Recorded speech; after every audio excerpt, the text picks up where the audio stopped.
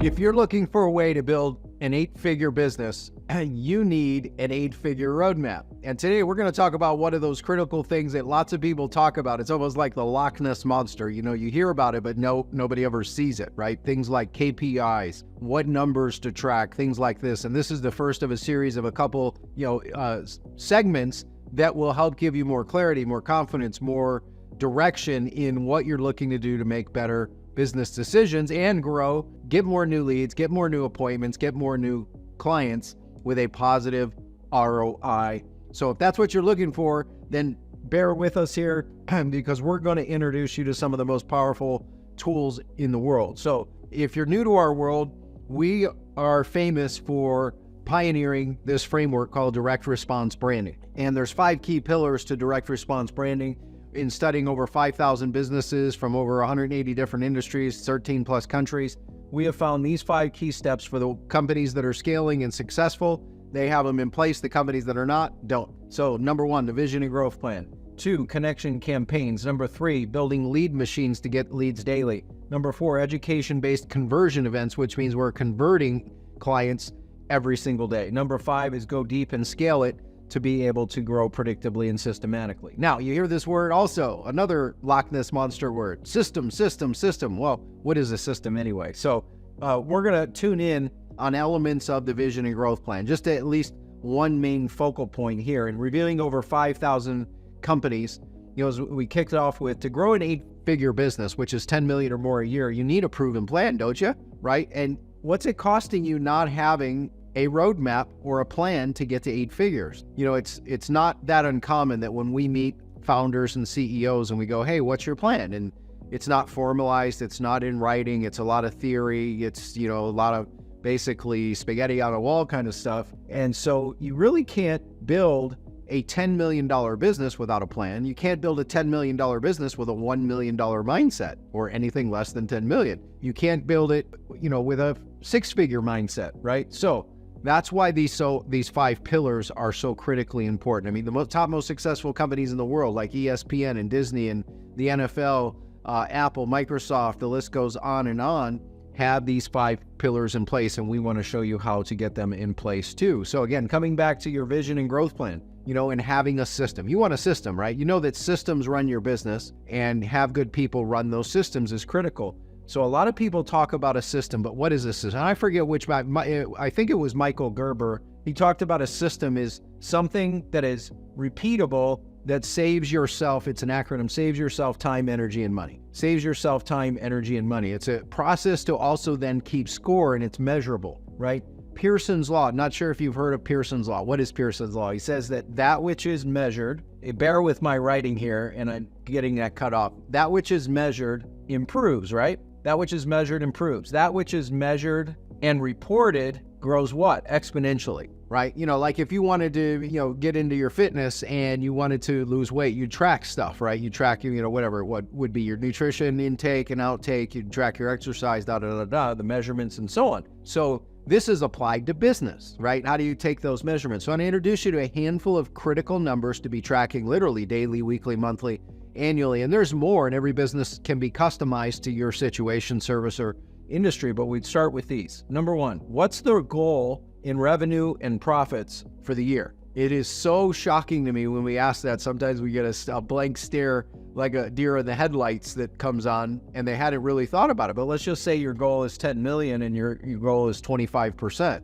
So 25% of 10 million, of course, is 2.5 million. Now, again, I don't want to put our version on it. For you, you have to decide what that is for you. You might be in a business that's a high transaction type retail business or a service type business where the margins are 3 to 10%, right? So you want to reverse engineer whatever that is and have those as your focal points. Number 2, how much do your clients invest with you? In other words, what's the value of what they invest with you? For example, you might have a product or service. Like my wife and I just recently got an AC system, right? And it was like 28,000. I forget the exact, but 25, 28, somewhere in there, maybe 20, for our home, one of our homes. And so surprisingly, or not surprisingly now, is this company doesn't actually follow up with us to ask us if there's anything else they could help us with. But there are plenty of things they could help solve in our home, especially if they wanted to own us as a customer for the home service industry. Maybe you're in that space, you know what I'm talking about. They're not doing follow-up. They're not doing any other invitations to move forward with them. So their maximum value might be whatever it was. Let's just say it was $25,000 for the AC system that we got. They could get another 5, 10, 15, 20, 25,000 over the life of our journey as a client engagement with them. So for you, how much do your clients spend or invest with you in value now and also over time, right? So you want to be thinking about that. You might have smaller services and products. You might have medium, you might have large, you might have premium, you might have a, call it the VIP experience. Disney has their version of that. It's something called Club 33, which is this high profile organization. You can go look it up online, and it's a membership driven thing. You have to apply, and there's a 2 or 3 year waiting list, that sort of stuff. Like, what could you have? Their basic level is like an amusement park ticket for whatever, $99 for one day for one person, right? So next, how often do they buy from you? How often do your clients buy from you, right? So how often do they buy?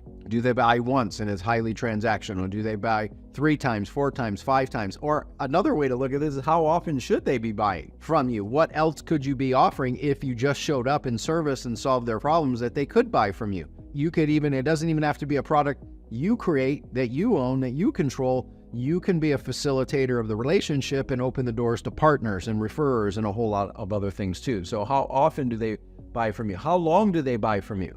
For example, at our peak, we had 20,000 people on a variety of different recurring services, everything from, $97 a month to $197 a month and more over years, right? So how long? Is it 1 month? Is it 3 months? Is it one time? Is it 2 years, right, of someone working with you? Is it 3 years? Like one of our clients, one of the big adjustments they made in a certain type of service business is they had an original agreement that was like a $40,000 agreement or so, and they created and turned it into a 3-year agreement and contract and extended the life of the client. That's how they could best serve. The reason they did it is they knew that in that period, that's the best interest for the client to get them what we call the BOTE.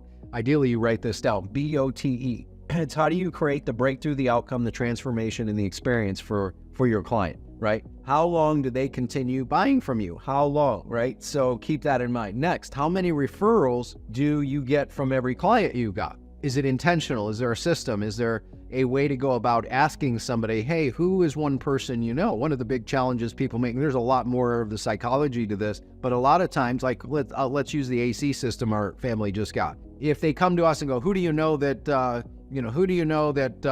needs to get an AC system? I'm probably going to go like, I don't know of any. But if they go, hey, who do you know that if we gave them a free quarters, 3 months worth of free change out of their air filters in their home, who do you know? Like, I'd be like, oh, that's a gift. Let me share that gift with more and more people. So do you see the distinction, hopefully, right? And there's more to it, and we have trainings on this sort of thing as well. But ideally, you start to think bigger and also more clear about like what is so simple that you could invite people to move forward with you and or make it easy for your clients to refer you and have a system. So a quick story, right? One of my early mentors, this goes back 25, 30 years, 1993 or so, maybe 94, 30 years ago. A few of us were in a room and he says, hey, what is the reason that you actually will spend money and invest in paid media? And I remember answering, I felt very confident. I was like, oh, it's to get clients.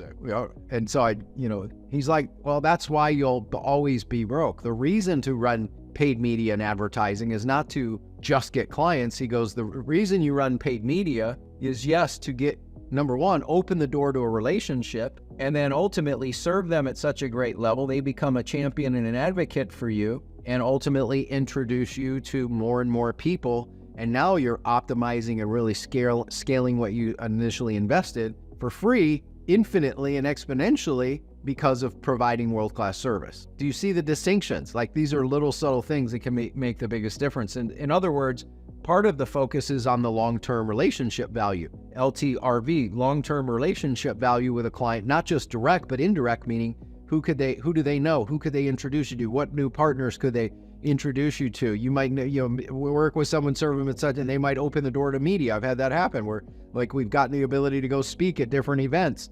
speak on TV, speak on the radio, and all kinds of different crazy things. So long-term relationship value. And that's where having a good system to manage it all can become highly valuable for you and your business with a CRM. Now, the question to ask is, how, on a scale of 1 low, 10 high, how do you feel about your current CRM, right? 10 is high, 1 is low. Is it being fully used? And so here are a couple of key things that we find that are valuable for, clients that we work with, business owners, maybe like you, founders, CEOs that are running fast and building and growing, to really leverage a CRM for. My very first CRM, and you might be a lot younger, but my first CRM was in what was called ACT. It was a software. ACT software was our CRM. If you've never heard of it, no big deal. You can go look it up. It's a dinosaur, ACT software. And then I built a 8-figure business, over 10 million, close to 30 million a year. The first 10 million plus we built out of Microsoft Access and customized it. So it's just having a place to track some things, track key details, which you see appear on the screen. So you want to be able to put key info in there. You want to identify the list of products and services that they bought, right? You want to look at what are the future products and services they could get that they don't have yet. When have they been contacted? When have they not? What methods did they get contacted, like phone, email, text message, etc.? And also, who did they refer? Even if, many times a referral will come in. Maybe you've had this happen, right? So think about this. You get a referral from someone who's a trusted client, and you don't immediately get the sale, but later they generate and become a sale. If you have no info on who referred them and track that and then also reward them, there's no way to keep fire going and get another reason to be in touch with your clients because they're a champion and an advocate for you. So what would happen if you had the key info, the products, the services, when they were touched, when they were contacted through the process? So the steps to get info, number one is to ask when you're working with your clients, either online with a form or ask directly, physically. Give them reasons why to provide their information, and then, have a place where you can put that info in.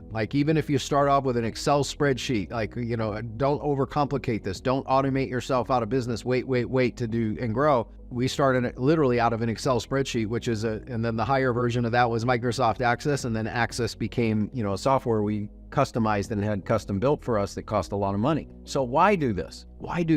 Deepens relationships. It becomes very relationship driven and allows you to follow up more systematically. And here in just a second, I'm going to introduce you to 5 ways you can go deeper with every single client you got, every single potential client you've got. And ideally, don't make it one thing, make it a series of things. Create an experience. How do you involve the whole human experience? You know the answer to this, right? They see it, they touch it, they smell it, they taste it where you can, right? Not every product or service will fit into all of those senses that we have, or kinesthetic, which is the other one. Right? But this is 5 ways to optimize the experience and leverage your CRM to be in touch and also track this so you have a lot of touch points. The estimate today, the number one reason that most people don't get more sales is they don't follow up. Do you realize that only about 1 to 5% of people have an intent on purchasing something now? That means there's a lot of other people that are going to purchase something from someone. It just may not be you if you don't know how to follow up. And here's what the new studies are showing. The new data shows that 80% of people who buy something are now doing it after they've had 20 exposures or touches or contacts. Don't risk being on the low side of that. If you're going to do anything, find ways using the tools, using your CRM to actually go beyond 20, and you have more exposures, and by doing so, you're going to shorten the sales cycle. Watch your sales go up, watch your profits go up, watch your referrals go up, all of it, right? So here are 5 ways to optimize your experience so you can get more sales, more repeat business, more referrals, and that's text messaging, communication, email, not just automated emails and workflows, but also have a person actually check in with your prospects or your clients. Number 3 is the phone. Pick up the phone and call people. Don't hide behind the tech. Don't hide behind emails. For every 20 emails, 1 text message will beat that 20 emails. 1 phone call with a good voice message, and here's the truth, 70% of, maybe even closer to 90% of your phone calls will go to a voicemail. But if you leave a very personal, high touch, highly optimized and personalized message to your potential clients, they will turn from an outbound call to an inbound call based on the quality of the message and also what it's in it for them, right? And then physical mail, sending out regular mailings, monthly, quarterly, annually, right? Take the idea, I don't know about you, but like at Christmas, right? You get a bunch of things from, vendors, partners, right? You may send it. But what if you made every month Christmas? And what, Joe Girard, who's one of the greatest car salespeople in the world, said the number one thing that I did to grow my business, and he was the number one for years when they were tracking this. My dad got me this book when I was like 15 or 16, How to Sell Anything to Anybody or something like that. Joe Girard said the number one thing he did is he sent out a card every month to his clients and prospects. And he always put a PS. This was one of his strategies. You can find it in the book, but a PS, I love you, right? And so how do you create that kind of memorable impact in unique ways? And you know what? In today's world where people are so busy and so frenetic and everybody's hiding behind technology now, if you send a card, you're going to be different, especially if you send a few and you do it with consistency and frequency, right? So these 5 things, 1, 2, 3, 4, 5, not require, it's optional. So success, right? Building an 8-figure business is completely optional. Do you know that only 0.004% of all businesses in the United States ever get to 10 million or higher? Do you know that 86.4% of businesses are at $100,000 left? Do you know that 64% of businesses, approximately, I think it's like 64.3% now, 64% of businesses are at a break even or loss? That's huge. Let's make sure you're not one of those. Let's make sure you're not one of those by using some of the simple tools. So I encourage you, take action with what we're sharing with you here today by picking up the phone and making a call and create a compelling message so they have a reason to call you back. What's in it for them? Send physical cards, to make invitations, to make offers in really cool ways. Use text messaging, use emails, and a whole lot more. Now, if you apply these, what's this worth to you? What's the value compared to your competition who's too lazy and too cheap to be doing these things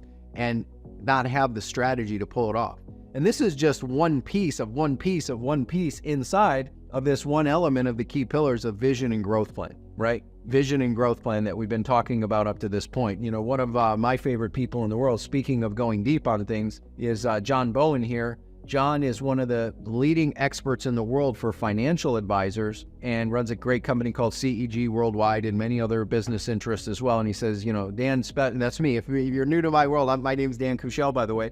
He says he specializes in helping entrepreneurs like you and me simplify. He has been a secret for a few entrepreneurs until now. Yeah, I've been a secret in a lot of ways, doing this for over 30 some years, helping over 5,000 CEOs and founders. And so it's great to meet you. And if you'd like to go deeper with this and really get a solid framework around what we're doing, and I want to invite you to get our new book that's available right now at the link that's on this page. You can go there right now and not only get the book, but we put together an entire bundle of some of the biggest problems we find that most founders and CEOs who want to play big and build big and grow fast are having today.